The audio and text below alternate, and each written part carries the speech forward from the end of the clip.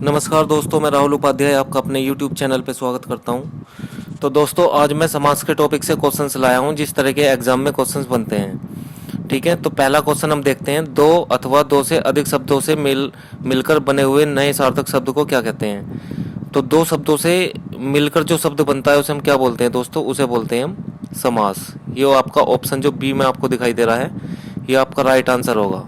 समास को कहते हैं हम, दो शब्दों के मेल को क्या बोलते हैं? समास कहते हैं। ये मैंने आपको समास की परिभाषा बताई थी। अगर दो वर्णों का मेल पूछा जाए तो क्या बोलते हैं? ऑप्शन ए में आपको दिखाई दे रहा होगा, संधि कहते हैं उसे। ठीक है, नेक्स्ट क्वेश्चन पे चलते हैं दोस्तों।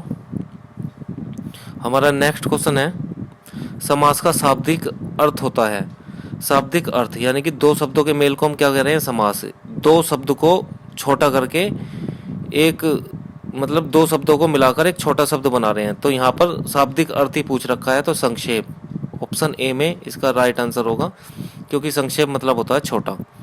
नेक्स्ट क्वेश्चन की बात करते हैं हम। हमारा नेक्स्ट क्वेश्चन है, निम्नांकित में कौन सा पद अवयवी भाव समास है?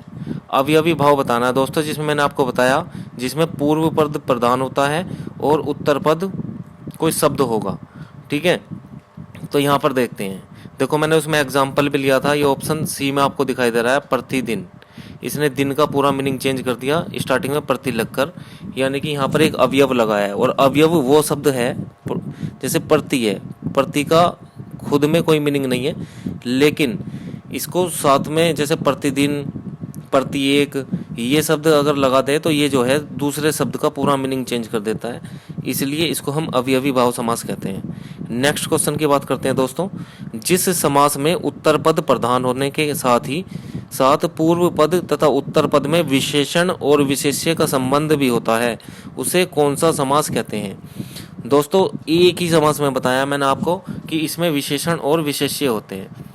उत्तर पद यानी कि जो अंतिम पद है, पूर्व पद का मतलब है पहला पद।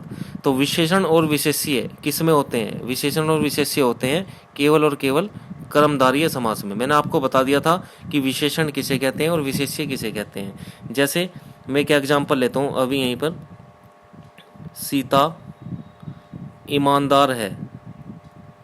सीता ईमानदार है, ठीक है, ये ले लिया हमने। तो जिसकी विशेषता बताई जाए, किसकी विशेषता बताइए? सीता की। तो ये क्या हो जाएगा? ये हो जाएगा विशेष्य। ये क्या हो जाएगा? ये है विशेष्य। और ईमानदारी क्या हो जाएगी इसका? ये हो जाएगा विशेषण। अगर यहाँ बहुत ईमानदार होता तो बहुत यहाँ पे क्या हो जाता? प्रविशेषण हो जाता। और ये है जो है, ये सहायक क्रिया है वाक्य को पूरा करने के लिए। ठीक है, तो इसका राइट ऑप्शन जो होगा वो बी होगा। नेक्स्ट क्वेश्चन पे चलते हैं हम। हमारा नेक्स्ट क्वेश्चन है, निम्नलिखित में से कर्मधारय समास किसमें है? अब देखो, कर्मधारय पूछा है तो इसमें विशेषण और विशेष्य ही हमें चेक करना पड़ेगा। तो इसमें ऐसे तोड़ते हैं इसको, जैसे चक्रपाणी, ये आपको ऑप्शन में दे रखा है, तो यहाँ पर जो इसका राइट आंसर होगा वो होगा ऑप्शन सी, नीलोत्पलम। यानी कि इसका मतलब है नील है जो उत्पल, तो उत्पल का वो बताया कि भाई नीला उत्पल है, तो इसमें ऑप्शन सी हो जाएगा। जैसे यहाँ पर होता नीलकंठ, नीला है जिसका कंठ, नीला है जो कंठ, है ना। तो इस तरीके से हम तोड़ तोड़ के चेक करते हैं इन्हें। तो यहाँ पर कर्मधारय समास जो होगा ऑप्शन सी ये राइट आंसर है। नेक्स्ट क्वेश्चन की हम बात करते हैं। जिस समास के दोनों पद अप्रधान होते हैं, यानी कि इसमें प्रधान नहीं चाहिए, केवल अप्रधान होने चाहिए, वहाँ पर कौन सा समास होता है? जिसमें कोई भी पद प्रधान नहीं होता, इसका मीनिंग ये है, कहने का सेंस ये है, जिसमें कोई भी पद प्रधान नहीं होता वो कौन सा समास होता है? तो वो दोस्तों ऑप्शन डी में आपको दिखाई दे रहा होगा बहुत अच्छे से। इसमें कोई भी पद प्रधान नहीं होता है, जबकि दोनों पद मिलकर किसी तीसरे की तरफ इशारा करते हैं, तो वहाँ पर कौन सा समास होता है? वहाँ पर बहुब्रीहि समास होता है। ये मैंने आपको पिछली वीडियो में जो भी समास का टॉपिक कराया है उसमें अच्छे से बता रखा है। जिसने वो वीडियो नहीं देखी है तो पहले वो देखे और उसके बाद में ये समास के क्वेश्चंस लगाए, सारे क्वेश्चंस आपके होंगे। ठीक है, नेक्स्ट क्वेश्चन पे चलते हैं। और वैसे भी हिंदी का आसान टॉपिक है, सबसे आसान टॉपिक समास ही माना जाता है। क्वेश्चन नंबर 7, जितेंद्रिय में कौन सा समास है? जितेंद्रिय का मतलब है जिसने इंद्रियों को जीत लिया हो। ठीक है, तो ऐसा कौन कर सकता है? भगवान के उसका है ये, तो ऑप्शन बी इसका राइट आंसर होगा, बहुब्रीहि समास होगा ये। ठीक है, नेक्स्ट क्वेश्चन की बात करते हैं। देवासुर में कौन सा समास है? तो अगर हम इसे तोड़ेंगे तो देव जमा असुर बन जाएगा ये। ठीक है, तो यहाँ पर देव की अपनी अलग प्रधानता है और असुर की अपनी अलग प्रधानता है। तो यहाँ पर जिसमें दोनों पद प्रधान होते हैं वहाँ पे कौन सा समास होता है दोस्तों, वहाँ पर होता है द्वंद्व समास। ठीक है, जैसे माता पिता, पति पत्नी, सुख दुख, लाभ हानि, ये सारे के सारे द्वंद्व समास में आते हैं। नेक्स्ट क्वेश्चन की बात करते हैं हम। हमारा नेक्स्ट क्वेश्चन है देशांतर में कौन सा समास है। देशांतर का मतलब है देश में अंतर। ठीक है, ऐसे शब्दों को हम तोड़ के देखते हैं। देश में अंतर यानी कि देश के समय में अंतर जो हम देखते हैं वो देशांतर रेखाओं से देखते हैं। अगर दूरी में अंतर देखते हैं तो हम अक्षांश रेखाओं से देखते हैं, आपने ज्योग्राफी में पढ़ा होगा। ठीक है, तो देशांतर में इसने समास पूछा है कि समास कौन सा होगा। अब देखो इसमें विभक्ति आई है मे की विभक्ति आई है। तो जितनी भी विभक्ति, यानी मैंने आपको बताया था तत्पुरुष समास में विभक्ति, और तत्पुरुष भी कई प्रकार के होते हैं। जैसे हम कारक को तो पढ़ते हैं 8 कर्ता ने कर्म को करण से, है ना, ये वाली विभक्ति होती हैं। तो इसमें पहला और लास्ट का छोड़ देते हैं, एक तो कर्ता वाला और एक संबोधन वाला। तो ये 6 प्रकार के होते हैं। अब इसमें कोई तत्पुरुष का कोई प्रकार तो दे नहीं रखा, केवल तत्पुरुष समास दे रखा है ऑप्शन सी में। तो इसका राइट आंसर जो होगा दोस्तों वो आपका ऑप्शन सी होगा। ठीक है, इसका राइट आंसर है। नेक्स्ट क्वेश्चन की बात करते हैं। दीनानाथ में कौन सा समास है। दीनों के नाथ, उसे ही तो दीनानाथ कहते हैं। तो दीनों के नाथ, दीनों का है जो नाथ, ऐसे ये बनेगा। तो यहाँ पर जो है कर्मधारय समास होगा। इसका राइट आंसर होगा ऑप्शन ए। नेक्स्ट क्वेश्चन की बात करते हैं। मुख दर्शन में कौन सा समास है।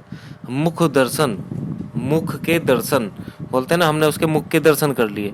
तो मुख के दर्शन, तो इसमें जो है की विभक्ति आ गई, कर्ता ने कर्म को करण से, संबंध काकी के, ये वाले चीज मैंने आपको पढ़ाई है। तो इसमें क्या हो जाएगा, इसमें तत्पुरुष समास आपका राइट आंसर होगा, क्योंकि इसमें विभक्ति आई है, विभक्ति के साथ ये टूटा है। नेक्स्ट क्वेश्चन की बात करते हैं हम। हमारा नेक्स्ट क्वेश्चन है कौन सा शब्द बहुब्रीहि समास का सही उदाहरण है। बहुब्रीहि समास, बहुब्रीहि समास इसमें बताना है। तो बहुब्रीहि समास मैंने आपको बताया था भगवान से रिलेटेड होता है ज़्यादा, एक मोटी सी ट्रिक बताई थी मैंने आपको। बाकी इसमें कोई भी पद प्रधान नहीं होता, जबकि दोनों पद मिलकर किसी तीसरे की ओर इशारा करते हैं। निश दिन, निशी दिन में कोई समास नहीं होगा, क्योंकि इसमें दिन की विशेषता बताई है निश दिन। तो यहाँ पर अवयवी भाव त्रिभुवन में हो जाएगा आपका दीर्घु। पंचानन, दशानन, दशानन हमने रावण के लिए पढ़ा था जिसके 10 सिर हो, पंचानन 5 सिर वाला, है ना। तो यहाँ पर जो है ये ऑप्शन सी इसका राइट आंसर होगा। नेक्स्ट क्वेश्चन की बात करते हैं। निशाचर में कौन सा समास है। निशाचर में दोस्तों ये तो कितनी बार पूछा गया, बहुब्रीहि समास राइट आंसर होगा। नेक्स्ट क्वेश्चन की बात करते हैं। चौराहे में कौन सा समास है। ये देखो ऑप्शन में ही लिया था मैंने आपको, है ना। ये आपको उदाहरण में दिया था मैंने कि चौराहे में अगर कोई भी नंबर से संबंधित आ जाए, जिसका पूर्व पद नंबर हो, जो शुरू का पद नंबर हो, जैसे त्रिभुवन बताया था, तिरायाह बताया था, है ना, नवरत्न बताया था, ये सारे के सारे किस में आते हैं, दीर्घ समास। इसका राइट आंसर होगा ऑप्शन डी। नेक्स्ट क्वेश्चन की बात करते हैं। दसमुख, दसमुख जिसके 10 सिर हो, दसमुख हो, है ना, ये तो आराम से कर लोगे। रावण को कहते हैं, तीसरे की तरफ इशारा कर रहा है, बहुब्रीहि समास होगा। नेक्स्ट क्वेश्चन की बात करते हैं। सुपुरुष में कौन सा समास है। सुपुरुष, जो पुरुषों में अच्छा हो उसको बोलते हैं हम सुपुरुष। तो इसमें कर्मधारय समास होगा दोस्तों। नेक्स्ट क्वेश्चन की बात करते हैं। विशेषण और विशेष्य के योग से कौन सा समास बनता है। अभी बताया मैंने आपको, विशेषण और विशेष्य केवल एक ही समास में होते हैं, जिसका नाम है, क्या नाम है, उसका नाम है कर्मधारय समास। ये तो आपका राइट आंसर होगा ऑप्शन सी। नेक्स्ट क्वेश्चन की बात करते हैं। निम्नलिखित में से एक शब्द में दीर्घ समास है, उस शब्द का चयन करें। दीर्घ बहुत आसान है, इसमें प्रथम पद जो होता है वो संख्यावाचक होता है, जैसे मैंने आपको बताया था अभी, चौराहा, तिराहा, नवरत्न, ठीक है, और बहुत सारे इसमें एग्जाम्पल आ जाते हैं, त्रिभुवन। तो ये सारे के सारे दीर्घ समास के ही उदाहरण है, जिसमें प्रथम पद या पूर्व पद संख्यावाचक होता है। तो यहाँ आजीवन, आजीवन इसमें अवयवी भाव समास है, क्योंकि जीवन का मीनिंग चेंज कर दिया, और स्टार्टिंग में आज जो शब्द है वो अवयव है, इसे तोड़ा नहीं जा सकता, इसका अपना कोई मीनिंग नहीं होता है। भूदान, भूदान यानी कि जमीन का दान, यहाँ पर ये भी नहीं होगा। सप्ताह, अब देखो इसमें थोड़ा सा घुमा दिया क्वेश्चंस को। तो इसमें क्या होगा, सप्ताह। अब सप्ताह इसमें जो है, सप्ताह हम किसको बोलते हैं, 7 दिन वाले को। तो इसमें कहीं ना कहीं क्या है, संख्यावाचक है। तो जब ये संख्यावाचक है तो इसका जो राइट आंसर होगा ये होगा ऑप्शन सी। ठीक है, उम्मीद करता हूँ कि ये क्वेश्चंस आपको समझ में आ रहे होंगे। अगर आपने वो पहली वीडियो देखी है, यानी कि इस टॉपिक को कंप्लीट किया है, तो इससे क्वेश्चंस आप आसानी से कर सकते हैं। ठीक है, और इसी तरीके के क्वेश्चन पूछे जाते हैं, ये कहीं ना कहीं एग्जाम में पूछे भी गए हैं। नेक्स्ट क्वेश्चन की बात करते हैं हम। किस समास के दोनों शब्दों के समानाधिकरण होने पर कर्मधारय समास होता है? यानी कि समान वो चीज़ दिखानी चाहिए जिसमें विभक्ति का प्रयोग होता है। ठीक है, विभक्ति का प्रयोग होता है, और तुम्हें पता है कि विभक्ति का प्रयोग किस में होता है, तो विभक्ति का प्रयोग होता है तत्पुरुष समास में। तो इसका राइट आंसर होगा ऑप्शन ए। समान निधिकरण होना पर कर्मधारय समास होता है। ठीक है, तो कर्मधारय समास को भी हम ऐसे तोड़ते हैं, नीला है जो कंठ, नील कमल, नीला है जो कमल। लेकिन यहाँ पर तत्पुरुष समास में क्या होती है, विभक्ति लगती है यहाँ पर। ठीक है, जैसे का की विभक्ति होगी, में की होगी, से की विभक्ति होगी, तो वही चीज़ है। तो हमने इसमें समानाधिकरण पूछा है, तो इसमें कौन सा आंसर होगा, इसमें राइट आंसर होगा तत्पुरुष समास। नेक्स्ट क्वेश्चन जो कि हमारे इसका लास्ट क्वेश्चन है टेस्ट का। ठीक है, तो इसमें बताना है हमें किसमें सही सामासिक पद है। सही सामासिक पद, सामासिक का मतलब है कि एक तरीके से हम इसमें देखते हैं, अगर सामासिक पद पूछ लिया तो इसमें विलोम शब्द की तरह हम देखते हैं। जैसे ऑप्शन बी आपको दिखाई दे रहा होगा, देवा रात्रि, दिवा रात्रि, दिवा दिन और रात्रि। तो कहीं ना कहीं जैसे लाभ हानि ये होते हैं ना, सुख दुख, तो ये एक दूसरे के विलोम है। इसी तरीके से हमें सामासिक देखना है। सामासिक मतलब एक समान दृष्टि से जो मासिक मतलब क्या हो, एक तरीके से विलोम हो। तो हम जो है ये इसका जो राइट आंसर होगा वो देवरात्रि होगा दोस्तों। ठीक है, तो कुछ क्वेश्चंस हैं, मतलब सीधे ना देके थोड़ी सी लैंग्वेज घुमा देते हैं, जो हमारा क्वेश्चन गलत हो जाता है। तो जबकि भाई टॉपिक के साथ साथ में अगर हमें उस टॉपिक को पूरा अच्छे से कंप्लीट करना है तो उसके साथ में क्वेश्चंस लगाने बहुत ज़रूरी हैं। अगर हम क्वेश्चंस लगाएंगे तो जिस तरीके के क्वेश्चंस आते हैं, जो लैंग्वेज भी घुमाता है, तो क्वेश्चंस से वो कवर हो जाता है। मान लिया यहीं पर हमारा अगर गलत हो रहा है, तो अगर हम उसे यहाँ गलत कर रहे हैं तो उसका सही आंसर देखते हैं, फिर सही आंसर देख के हमें पता चलता है भाई इसका आंसर ये है। तो हमें अगर पेपर में दिखाई दे रहा है तो हम उसे आसानी से सही कर सकते हैं। जबकि तुम टॉपिक को यहीं पे कंप्लीट कर लोगे, फिर डायरेक्ट ही पेपर में करोगे, तो उसमें जो है क्वेश्चन को गलत होने की बहुत ज़्यादा संभावना होती है। तो इस तरीके से हम जो है टॉपिक के अपने सारे क्वेश्चन हमने जो है कर लिए हैं। और आप भी ये क्वेश्चन से पहले वीडियो को पॉज करके उसका आंसर करके देखना। 20 क्वेश्चन है, 20 क्वेश्चन में से कितने क्वेश्चन आपके ठीक होते हैं या आप मुझे कमेंट बॉक्स में बताएं। ठीक है, तो जैसे हमने अब ये हिंदी बिल्कुल शुरू से कराई है, जैसे वर्णमाला कराई है, फिर अब इसके बाद में दूसरा टॉपिक समास का लिया है। तो इसी तरीके से हम छोटे छोटे टॉपिक उठा के करते रहेंगे और इसके साथ में जो है टेस्ट भी लगाते रहेंगे कि किस तरीके के क्वेश्चंस पूछे जाते हैं, है ना।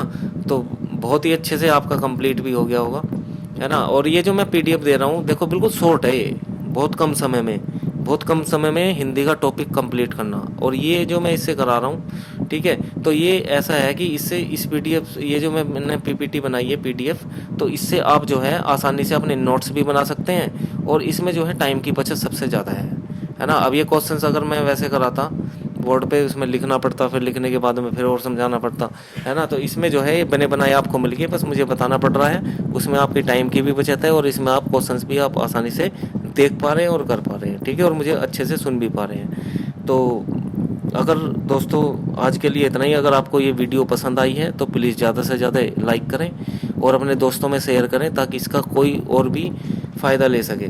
ठीक है, तो हम ऐसे ही टॉपिक के लिए कोई नया टॉपिक लेकर आएंगे हिंदी में। तो नेक्स्ट वीडियो में मिलते हैं, और जो हमारे चैनल पर नए हैं वो सब्सक्राइब करें। ठीक है, धन्यवाद, जय हिंद।